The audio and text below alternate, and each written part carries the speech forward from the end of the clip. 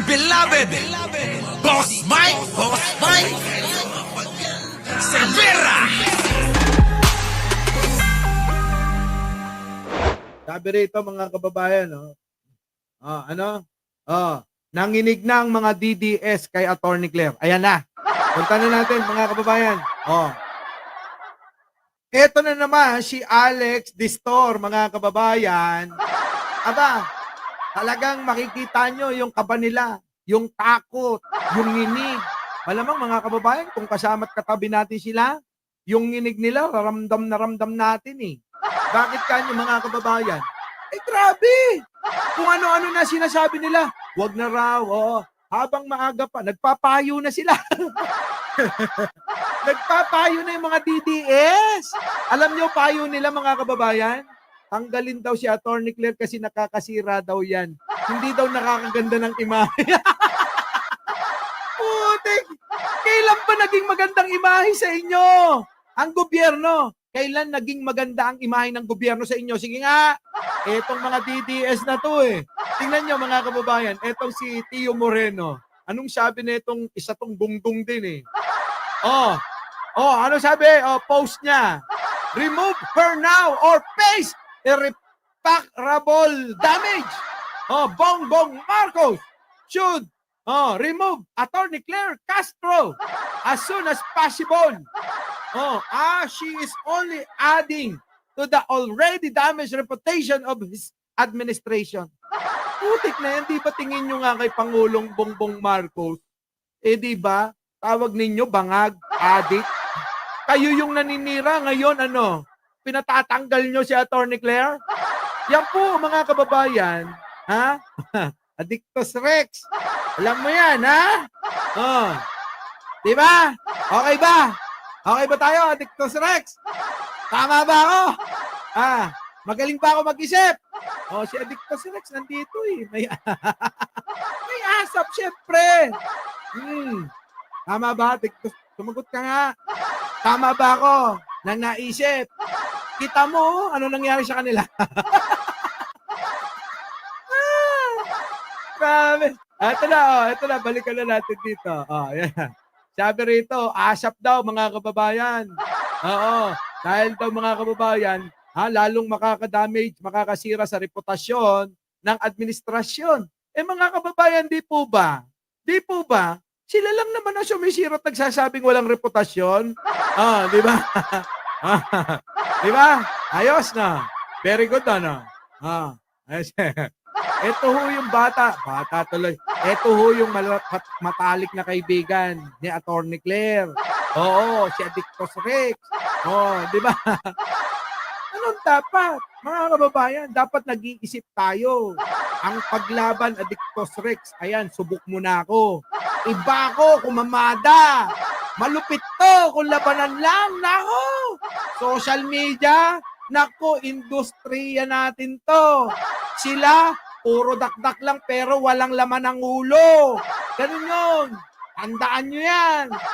Nako, kung alam nyo lang. Sige, ito na, mga kababayan. Ano nangyari? It's important to remember that basing on her previous narratives, basing on her previous narratives, labo ng mata ko, nasa salamin ko baby.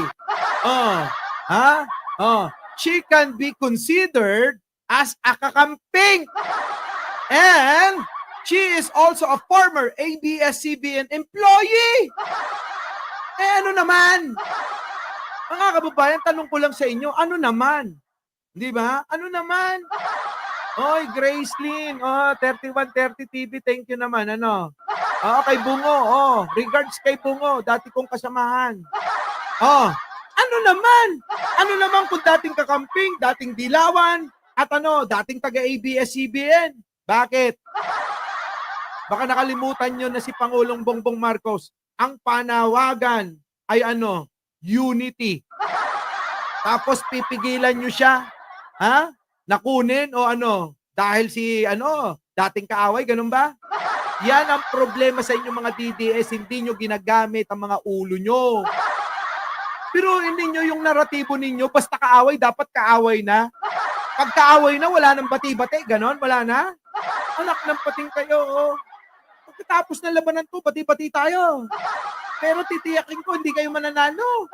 Oo, hindi kayo mananalo, maniwala kayo. Oo, ha?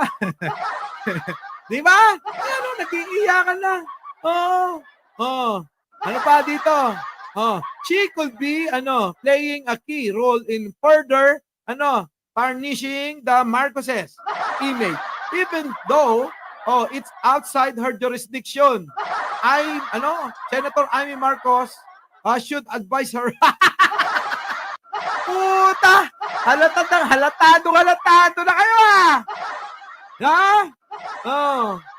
Sarah Mau, si Libayan umiiyak. Wala. Mahina rin ang ulo niyan. Oo. Kasi totoo naman yun. Magaling siya sa batas. Si Libayan, magaling sa batas pero sa diskarte, mahina yan. Wala, Sa diskarte, hindi mananalo sa akin yan. Labanan, naku. Social media, diskarte, naku, hindi mananalo. Tanong nyo kay Addictus Rex kung mananalo. Hindi mananalo yan. Di ba, Addictus Rex? Tuloy, eto na. Ang mga kababayan, pati si Amy Marcos pinanawagan. Pati si Amy Marcos pinanawagan. Walang hirap na sila. Sumasaklolo na. Walang ang sakit-sakit pa. Masakit ba?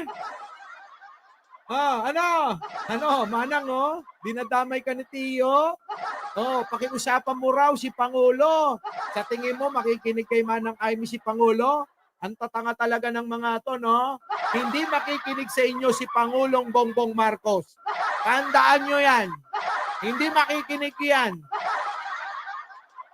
Makinig pa sa akin yun, pero sa inyo, hindi. Kay Manang Amy, hindi. Gagalit na naman sila. Okay, masyadong yung mga DDS Dilawan at grupo ni Libay na Dilawang DDS. Huwag kayong maasar. Kasi pag naasar kayo, lalo kayong pumapangit. Di ba? Dayampay, thank you naman. Galing sa California, silent viewer. Thank you naman. Ito na, tuloy natin to. Walang yan mga kababayan. Recognize that among all the Marcoses, it seems that only Amy is making an effort to restore the... Naku! Anong Amy Marcos? Si Amy Marcos lang daw yung talagang naglilinis, na mapaayos, na nagbibigay ng effort para maayos daw ang pamilyang Marcos. Diyos ko po, talaga naman. Ang sakit, mga kababayan? Yan na natin yan. Naku. Gusto kung ano-ano na sinasabi nila mga kababayan. Apektado sila kay, Attorney Claire, Apektado po sila. Sobre yung apekto sa masama yan sa kalusugan. Yung ganyan, yung ginagawa ninyo, ang sama. Masama sa kalusugan yan. Tigil nyo yan. Baka mag-nervous breakdown kayo. Mahirap yan. Mau-hospital pa kayo. Pag na-hospital kayo, gagamitin nyo PhilHealth nyo. Di ba? Tapos sasabihin ninyo, walang pondo. Yan ang problema sa inyo eh. Pag nagkasakit kayo, concern lang ako ha. Mas magkasakit kayo ng malala. Sa kakaano ninyo, kakaisip nyo kay Attorney Claire. At kay Pangulong Bongbong Marcos. Magkasakit kayo. Di ba? Susugod kayo sa ospital. Pag sinugod kayo sa ospital, depende pa yan. Kung yung magiging sakit nyo, malulunasan. Di ba? Eto pa. Kapag kayo na ospital, gagastos ang gobyerno sa pamamagitan ng PhilHealth nyo. Di ba? Tapos ano mangyayari? Kapag dagsang-gasat, mga kababayan, dagsang-gasat, matay na. Ang hirap nito, baka mamatay pa kayo sa stress nyo kay Attorney Claire. Pag namatay kayo, ang mangyayari niyan, eto na. Problema na naman yung alin. Yung pagpapalibing sa inyo. Ano lalapitan ninyo? Lalapitan nyo na naman yung PCSO. Lalapitan nyo na naman yung alin? DSWD. Lalapitan nyo gobyerno. Lalapitan nyo si congressman na binabas ninyo. Ano sabi nyo? Alipores ni speaker? Tignan nyo, pag namatay kayo, yung pamilya nyo, lalapitan yung mga congressman nyo. Tapos doon nyo malalaman na, eto pala yun, kailangan pa talaga ng ng pondo ng mga congressman para may naitutulong sa inyo. Di ba? Oh. Doon nyo marirealize na, tama pala sila Mike Cervera. Huli na ang lahat. Kung nakinig lang kayo ngayon, makinig na kayo. Makinig kayo ngayon. Kaysa nai-stress kayo, alam nyo gawin ninyo, manahimik na kayo. Bakit, mga kababayan? Marami na hong mulat. Kahit yung mga taga-suporta ni Digong, mga kababayan, wala na ho. Wala na ho yung mga taga-suporta ni Digong. Bakit, mga kababayan? Nagbago na ho isip, kakapanood sa atin eh. Sa totoo lang, nagbago na isip. Ang dami nang nagpapahayag eh. Na ano sabi nila? Ayoko na, dati binoto kita, dati sinusuportahan kita. Pero kung nung narinig kita na na minura mo ang Diyos, mga ganyan, no? Iba-iba na yung sinasabi. Kanya-kanya na silang dahilan, Ayaw na kay Digong? Our beloved Boss Mike Cervera.